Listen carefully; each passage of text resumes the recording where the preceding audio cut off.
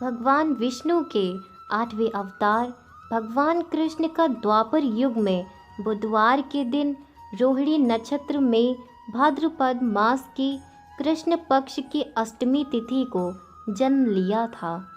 भगवान कृष्ण तीनों लोकों के 3 गुण सतगुण, रजगुण और तमोगुण में से सतगुण विभाग के प्रभारी हैं।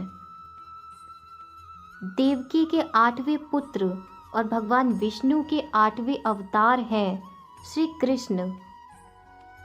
भगवान कृष्ण में जन्म से ही सिद्धियां मौजूद थीं। उनके पिता वासुदेव और माता देवकी जी के विवाह के समय जब मामा कंस अपनी बहन देवकी को ससुराल पहुंचाने जा रहे थे, तब एक आकाशवाणी हुई जिसमें बताया गया कि देवकी के 8वें पुत्र के हाथों कंस का वध होगा। इसके बाद वासुदेव और देवकी को कंस ने कारागार में डाल दिया। अष्टमी के दिन रात्रि 12 बजे कंस के कारागार के सभी ताले टूट गए और सभी सैनिक गहरी नींद में सो गए। आकाश में घने बादल छा गए और भयंकर बारिश होने लगी। इसके बाद कृष्ण जी का जन्म हुआ। भगवान के जन्म के लिए जिस नक्षत्र और समय को चुना गया वह काफ़ी मायनों में खास है। आइए जानते हैं आखिर भगवान ने जन्म के लिए आधी रात का ही समय क्यों चुना।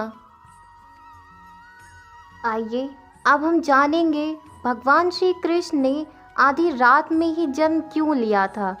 आखिर इसका प्रमुख कारण क्या है। अष्टमी तिथि की मध्य रात्रि को जन्म लेने का प्रमुख कारण चंद्रवंशी होना है।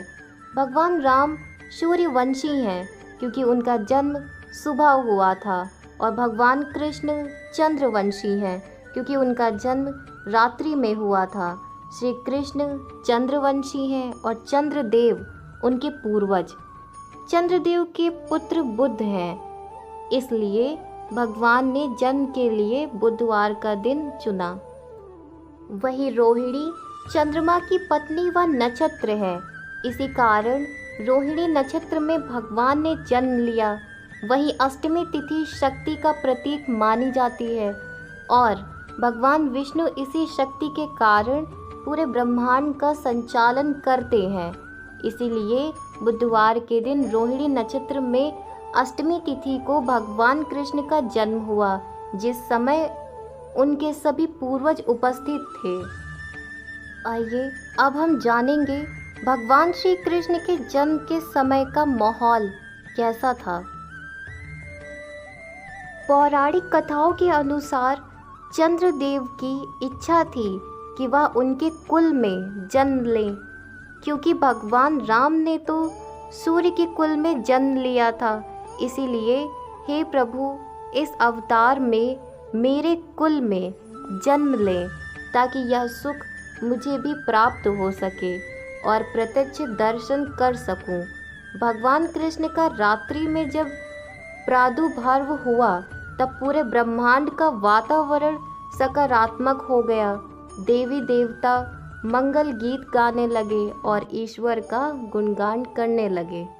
प्रकृति, पशु, पक्षी, साधु संत, किन्नर आदि सभी नाचने लगे और ईश्वर के जन्म को लेकर हर्षित हुए। बताया जाता है कि पृथ्वी से लेकर इंद्रलोक तक चारों तरफ ईश्वर के आने का हर्षमय वातावरण हुआ। जब ईश्वर ने पृथ्वी पर जन्म लिया तब देवताओं ने स्वर्ग से फूल बरसाए थे। एक वजह यह भी थी, भगवान कृष्ण ने कंस के कारागार से निकलने के लिए भी आधी रात का समय चुना था ताकि उनके पिता सुरक्षित स्थान पर भेज सकें। इसलिए जब कृष्ण का जन्म हुआ तभी सभी कारागार के द्वार खुल गए और सैनिक गहरी नींद में सो गए। तब उनके पिता वासुदेव गोकुल में सुरक्षित पहुंचा सके और वापस जेल में अपनी पत्नी के पास आ गए।